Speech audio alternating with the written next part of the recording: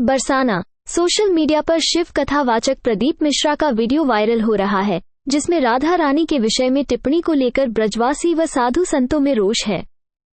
साधु संतों व ब्रजवासियों ने गुरुवार को कथावाचक से लोगों को गुमराह न करने की सलाह दी।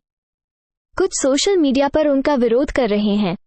सोशल मीडिया पर एक वीडियो वायरल हो रही है, जिसमें प्रख्यात शिव कथावाचक पंडित प्रदीप मिश्रा ने राधा रानी की शादी को लेकर कहा कि भगवान श्री कृष्ण की 16,108 रानियों में राधा का कहीं भी नाम नहीं है।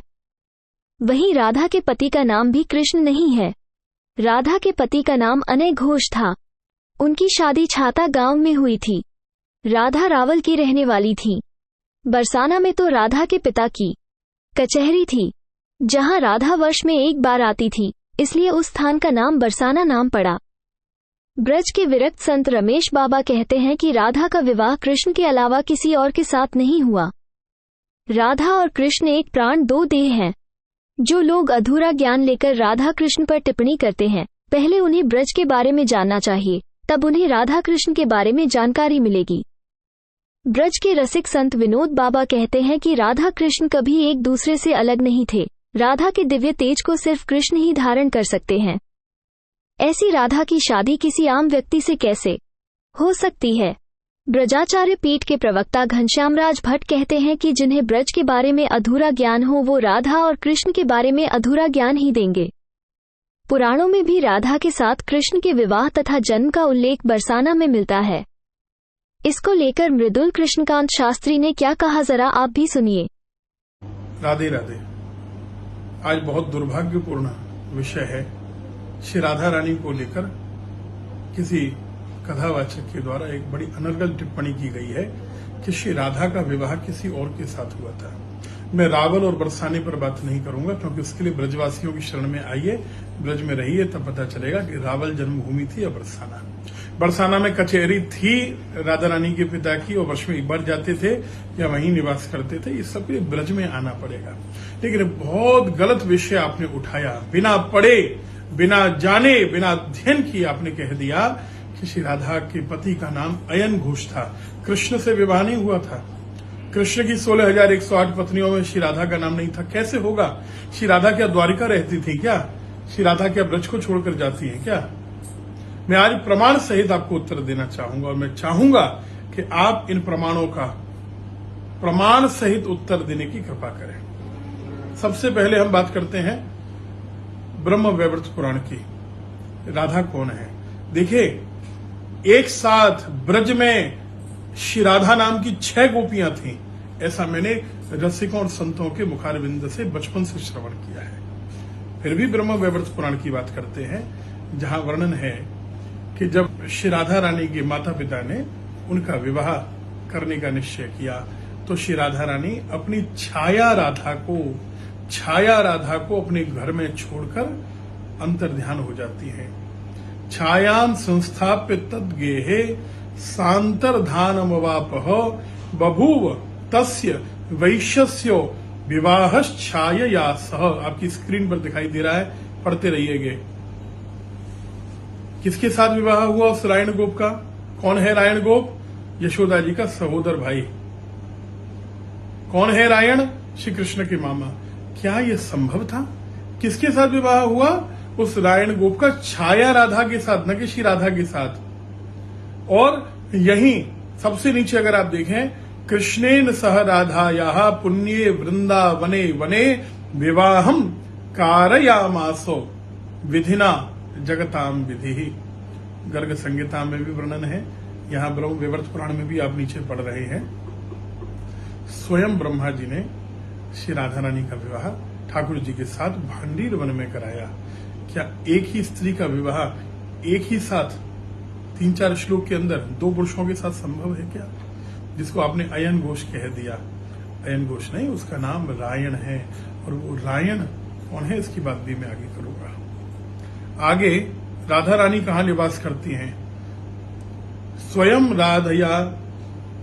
राधा हरे क्रोड़े छाया रायण मंदिरे। श्री राधा रानी ठाकुर जी के वक्षस्थल पर निवास करने लगी, और जो छाया राधा थी वो रायण के घर में रहने लगी। अब आगे बात करते हैं हम लोग पद्म पुराण के हिसाब से कहा कि तत्प्रिया प्रकृति स्वाध्या राधिका कृष्ण वल्लभा। राधा रानी कौन है? कृष्ण की प्रिया और पत्नी है। हम गर्ग संहिता की बात करें तो गर्ग संहिता में भी वर्णन है, वृषभानुसुता राधा या जाता कीर्ति मंदिरे तस्याः पतिरयम् साक्षात् तेन राधा पति स्मृतः। क्या नारायण गोप है? गर्ग संहिता के अनुसार श्री राधा रानी का विवाह ठाकुर जी से हुआ। अरे जब श्री राधा कृष्ण एक ही है, स्वयं ठाकुर जी के वामांग से श्री राधा रानी प्रकट होती हैं, शास्त्र प्रमाण है। और उसके बाद भी आप ऐसी बात करें, आत्मा तो राधिका तस्यो तयैव रमणा दसौ आत्मा रामदि प्रोक्तः ऋषिभिर गूढ़ वेद भी। राधा रानी उनकी आत्मा है। क्या किसी की आत्मा का विवाह किसी और के साथ हो सकता है? इसलिए तो ठाकुर जी को आत्मा राम कहा जाता है। महोदय, आप शिव पुराण की बात करते हैं। वैसे मुझे कष्ट है कि शिव महापुराण के नाम पर टोटका पुराण सुनाया जाता है, फिर भी मैं उस पर प्रश्न नहीं करूंगा, क्योंकि शिव महापुराण के आप विशेषज्ञ होंगे, ऐसा जनता मानती है, मैं नहीं मानता। लेकिन उस पर मैं कोई टिप्पणी नहीं करूंगा। अगर आपने शिव महापुराण पढ़ी होती तो आप ऐसा अनर्गल प्रलाप कभी करने की सोचते नहीं, क्योंकि श्री शिव महापुराण में दो जगह वर्णन आया है कि श्री राधा के पति तो साक्षात श्याम सुंदर हैं। सबसे पहले अगर आप देखेंगे तो पार्वती खंड रुद्र संहिता, पार्वती खंड अध्याय 2 श्लोक संख्या 40 में क्या वर्णन है? कलावती सुता राधा साक्षात गोलोक वासिनी गुप्त स्नेह निबद्धा सा कृष्ण पत्नी भविष्यति। शिव महापुराण में जब स्पष्ट वर्णन है, धन्य मैना धन्या कलावती, ये तीनों जब पितरों की कन्याएं, इनकी जब चर्चा आती है तो वहां स्पष्ट वर्णन है कि कीर्तिदा जी का विवाह वृषभानु जी से होगा, उनकी कन्या का नाम श्री राधा होगा और उनका विवाह श्री कृष्ण से होगा।